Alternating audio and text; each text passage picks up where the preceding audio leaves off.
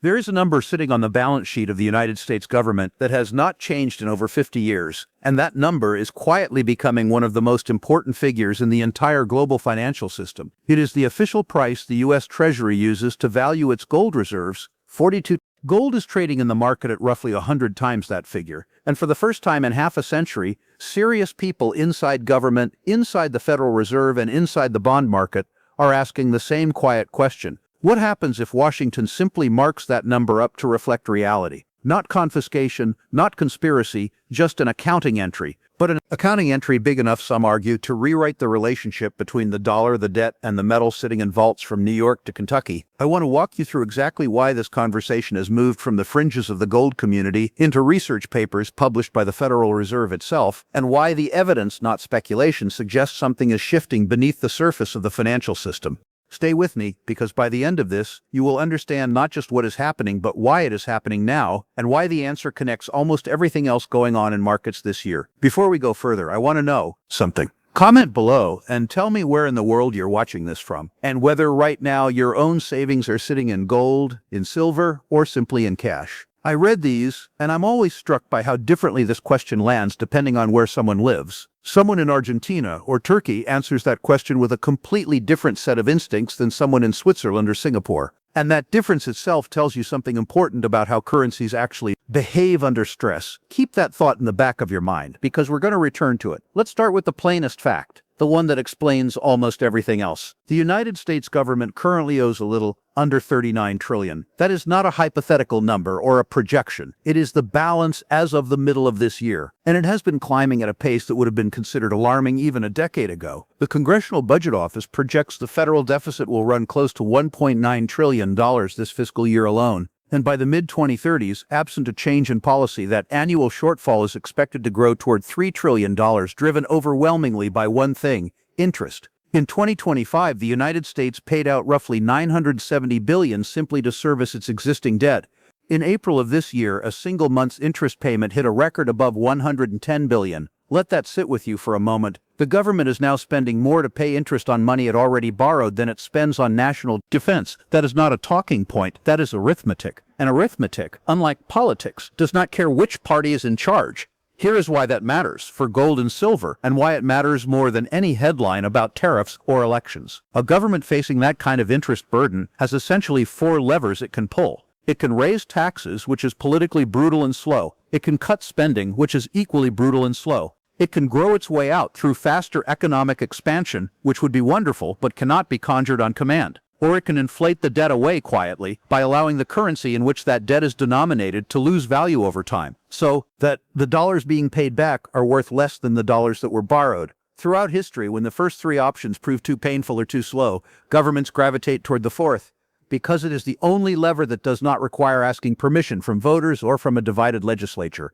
This is not a new insight. It is the central argument of Ray Dalio's work on the long-term debt cycle, and it echoes what economic historians have observed in nearly every major sovereign debt crisis of the last century, from Weimar Germany to Latin America.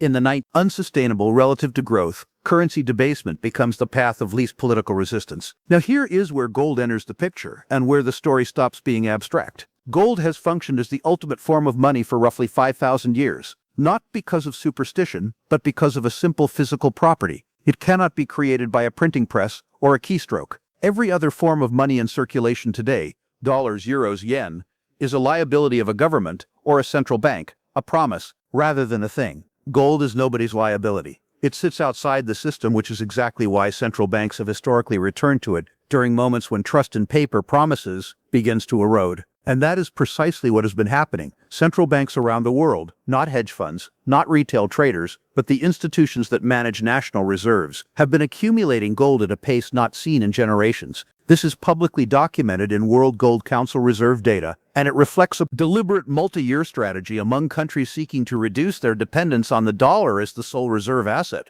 When the institutions with the longest time horizons and the deepest information advantage are quietly building positions in something that is usually worth paying attention to, regardless of what the price is doing on any given Tuesday. Silver tells a related but distinct story, and it's worth separating the two because conflating them is one of the most common mistakes new investors make. Gold is almost purely a monetary asset at this point. It has some industrial use, but but it is overwhelmingly held for its role as a store of value. Silver is different. It is both a monetary metal with the same multi-thousand-year history as gold and an industrial commodity essential to solar panels, electric vehicles, electronics, and increasingly artificial intelligence infrastructure and data centers. That dual identity is why silver tends to be more volatile than gold in both directions. According to the Silver Institute, the market has now run a supply deficit for 6 consecutive years, with mine production structurally constrained because most silver is produced as a byproduct of mining other metals like copper and zinc, meaning miners cannot simply ramp up silver output in response to higher prices the way they might with a primary commodity. At the same time, physical investment demand has been projected to rise sharply, and Comex registered inventories, the silver immediately available for delivery against futures contracts, have been thin relative to the paper obligations trading against them. This is not a rumor. It is a structural feature of the physical market that has been documented by multiple independent research desks. This brings us to the part of the story that has moved from fringe blogs into mainstream financial commentary, the gold revaluation debate. In 2025, the Federal Reserve itself published a research note examining how countries have historically revalued their gold reserves and what happens to a central bank's balance sheet when they do. This is a real published piece of research, not a rumor circulating on social media. The mechanics are straightforward. If the Treasury were to mark its gold holdings from that 50-year-old price of $42.20 up to something closer to the market price, the value of the asset side of the government's balance sheet would increase by hundreds of billions, potentially over $1 trillion, depending on the price used. That gain could in theory be used to offset debt issuance or strengthen the Treasury's general account without a single new dollar being printed in the conventional sense. It has happened before. In 1934, in the depths of the Depression, the United States raised the official gold price from $20.67 to $35 an ounce, a move that simultaneously devalued the dollar and improved the government's balance sheet position. In 1973, following the collapse of the Bretton Woods system, the statutory price was adjusted again to the $42 figure still used today.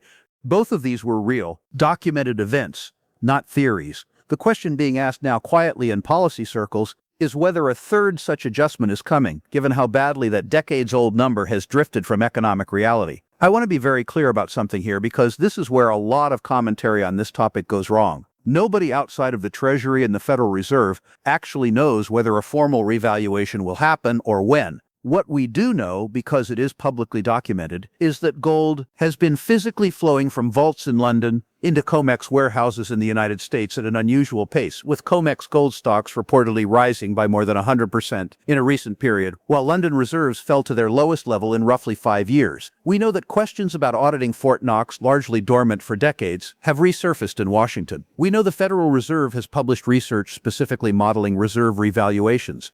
And we know the fiscal math makes some kind of balance sheet relief increasingly attractive to policymakers. What we should not do is take those individual verified facts and stitch them into a confident claim that a takeover or a secret plan has already been executed, because that outruns the evidence. The honest position, the position any careful analyst should take, is that we are watching the pressure build, watching the pipes being laid, without yet knowing exactly when or how the water will be let through. This is a good moment to talk about why our brains handle this kind of uncertainty so poorly, because understanding your own psychology here is at least as valuable as understanding the balance sheet mechanics. When markets become uncertain, when headlines use words like collapse or crisis or takeover, your amygdala, the almond-shaped structure deep in the brain responsible for threat detection, activates before your prefrontal cortex, the part responsible for reasoned analysis, even has a chance to weigh in. This is not a character flaw. It is a survival mechanism inherited from an environment where reacting first and thinking later kept our ancestors alive. But that same wiring is spectacularly poorly suited to financial decision-making, where the correct response to fear is almost always to slow down, not speed up. Cortisol, the stress hormone released during this kind of activation, has been shown in behavioral finance research to increase risk aversion and impair the kind of patient probabilistic thinking that good investing requires. On the flip side, during rising markets, dopamine, the brain's reward chemical, creates a feedback loop that makes buying into a rally feel good in the moment, precisely when a disciplined investor should be asking harder questions, not fewer. Fear makes you sell at the bottom. Greed makes you buy at the top. Both are your own biology working exactly as designed, and both are usually wrong for your portfolio. Let me tell you about 3 investors. None of them real people, but each representing a pattern I have seen play out again and again. because the numbers only mean something once you see how they land on real decisions. Consider someone I'll call Robert, 63 years old, 3 years from a planned retirement, who had spent 30 years building a portfolio that was almost entirely in cash and short-term bonds because he had lived through 2 market crashes and simply did not trust equities anymore. When gold and silver began their run higher, Robert watched from the sidelines for months, telling himself it was a bubble, until the fear of missing out finally overcame his caution, and he moved nearly 40% of his retirement savings into silver in a single week near a short-term peak, without any plan for what he would do if the price corrected. When silver pulled back more than 20% in the weeks that followed, driven by a shift in Federal Reserve rate expectations, Robert sold in a panic, locking in a loss he did not need to take on an asset whose long-term structural case, the supply deficit, the industrial demand growth, had not actually changed at all. His mistake was not choosing silver, it was choosing it emotionally with no framework at the exact moment his own dopamine response told him it was safe. Now consider someone I'll call Maria, 41 years old, a small business owner who took a completely different approach. Rather than making one large emotional decision, Maria decided 2 years earlier to allocate a fixed modest percentage of her savings, around 8%, into a combination of physical gold and a diversified basket of mining equities, and to add to that position on a quarterly schedule regardless of what the price was doing that particular month. She treated it the way a disciplined investor treats any insurance policy, as a structural hedge against currency debasement and fiscal dysfunction, not as a trade to be timed. When prices spiked, she did not chase. When prices corrected, she did not panic. 2 years in, her allocation had done exactly what she intended it to do. It dampened the volatility of her overall portfolio during a period when both bonds and cash were losing purchasing power to inflation without requiring her to correctly predict a single headline. And consider one more, a younger investor I'll call Daniel, 28 years old, who made the opposite mistake of Robert. Convinced by online commentary that a dramatic currency collapse was imminent, Daniel moved essentially his entire modest savings, money he would need within 18 months for a home down payment, into leveraged silver mining stocks, instruments far more volatile than the metal itself. When the broader market experienced a routine correction unrelated to the precious metals thesis, his leverage position fell more than his underlying conviction could have ever justified for money on that short a time horizon. His analysis of the macro picture may well have contained real insight.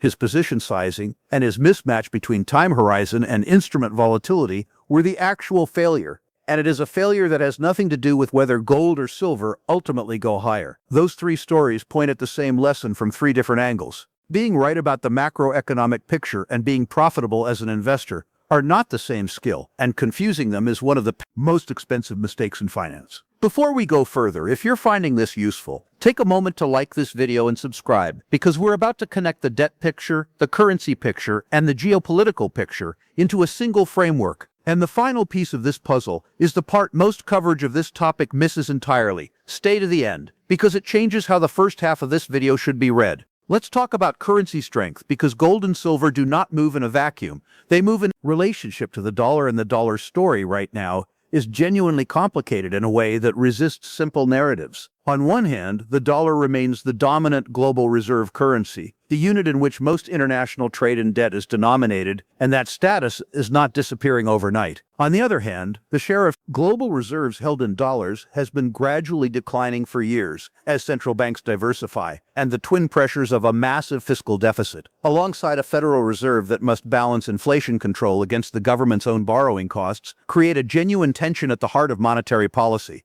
When the Fed holds interest rates higher to fight inflation, it makes the dollar more attractive to hold and makes the government's own interest payments more expensive at the same time. A direct conflict between price stability and fiscal sustainability. When the Fed cuts rates to ease that fiscal burden, it risks reigniting the same inflation that erodes the dollar's purchasing power and historically tends to support gold and silver prices as real yields fall. This is not a partisan observation. It is simply the mechanical tension embedded in the current policy mix, and it is the same tension that has, in different forms, preceded major turning points in monetary history. Geopolitics adds another layer here that is worth taking seriously without overstating it. Central bank gold buying has accelerated in recent years, partly as a hedge against the kind of financial sanctions that followed geopolitical conflicts earlier this decade, when certain countries saw dollar-denominated reserves frozen or restricted. That experience taught reserve managers around the world a lesson they have not forgotten. An asset held physically within your own borders cannot be frozen by a foreign government's decision. Gold offers that property in a way that a dollar deposit in a foreign bank simply does not. ongoing tensions in the Middle East, trade friction around tariffs, and broader questions about the durability of the post-Bretton Woods dollar system all feed into the same underlying demand for an asset that sits outside any single nation's control. None of this guarantees a particular price outcome. It simply explains, with real historical logic, why the buying behavior of the world's most sophisticated financial institutions has shifted the way it has. Now, let's return to the historical parallels, because history does not repeat exactly, but it does rhyme in ways that are instructive. In 1971, President Nixon closed the gold window, ending the dollar's direct convertibility into gold, and effectively ending the Bretton Woods system that had governed global finance since the end of the Second World War. That decision was not planned as a dramatic single event that the public understood in real time. It was a policy response to an unsustainable balance sheet reality.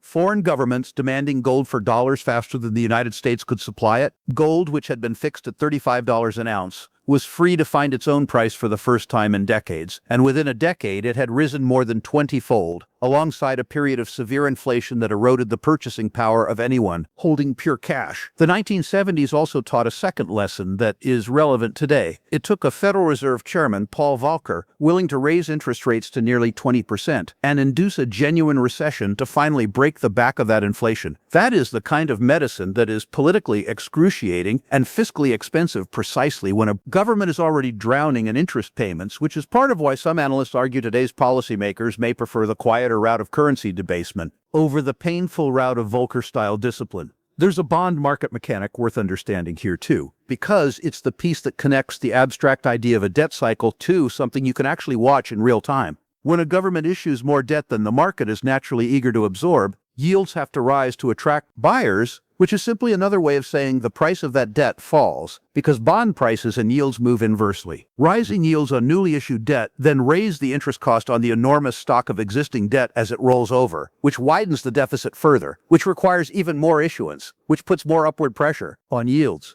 This is what analysts mean when they describe a debt spiral. And it is not a metaphor. It is a mechanical feedback loop that shows up directly in Treasury auction results. When auctions are described as weak, meaning demand fell short of what dealers expected, that is the market's way of signaling discomfort with the pace of issuance relative to the pace of savings available to absorb it. The Federal Reserve then faces an uncomfortable choice of its own. It can allow yields to rise freely, which tightens financial conditions across the entire economy, or it can step in as a buyer, effectively expanding its own balance sheet to absorb debt market is reluctant to hold, a process historically associated with looser monetary conditions and, over time, currency depreciation. This is the liquidity question that professional macro investors watch more closely than almost anything else, because it is often a more reliable signal than any single economic data release. Liquidity in this context simply means how easily and cheaply money can move through the system. And when a central bank is forced to become the buyer of last resort for its own government's debt, that is historically one of the more reliable early signals that the debasement path has been chosen, whether or not it is ever announced as policy. 2008 offers a different but related lesson, less about currency debasement and more about how quickly confidence in a financial system can evaporate once the underlying leverage becomes visible.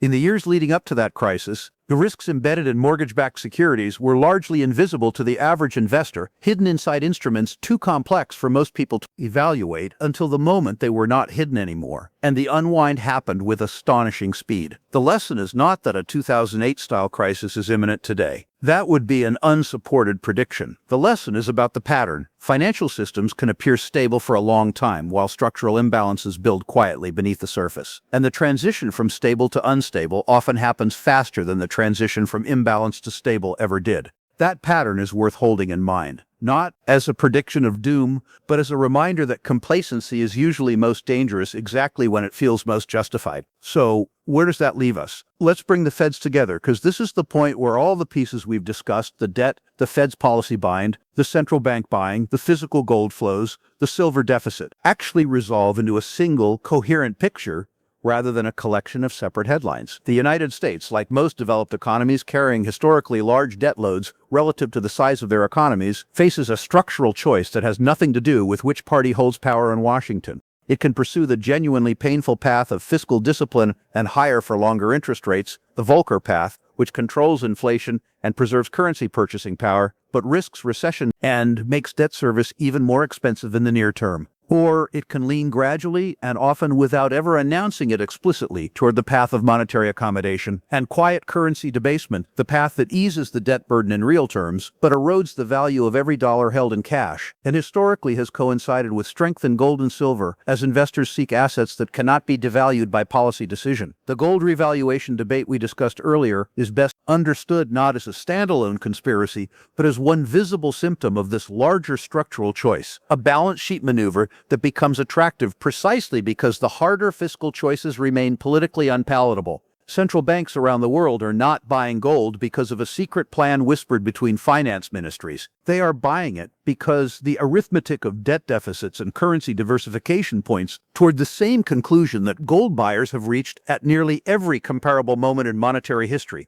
Paper promises are only as good as the discipline of the institutions issuing them, and when that discipline comes under visible strain, prudent capital begins to hedge. That is the final insight, and I want to state it plainly, because it deserves to be stated plainly rather than dressed up as a secret. This is not a story about a hidden takeover of an exchange. It is a story about a government facing a debt and interest burden it cannot easily grow, tax, or cut its way out of, choosing, as governments have chosen at multiple points across the last century, to let the currency absorb some of that pressure instead. And about the world's central banks, reading that same arithmetic, quietly repositioning their reserves toward an asset that predates every currency in circulation today. None of that requires a hidden hand. It only requires you to read the balance sheet honestly. What should you actually do with this? Not as financial advice, because I am not your advisor and every person's circumstances are different, but as a framework for thinking clearly. First, separate your time horizon from your macro thesis, the way Maria did and Daniel did not. Being right about the direction of the dollar over the next decade does not help you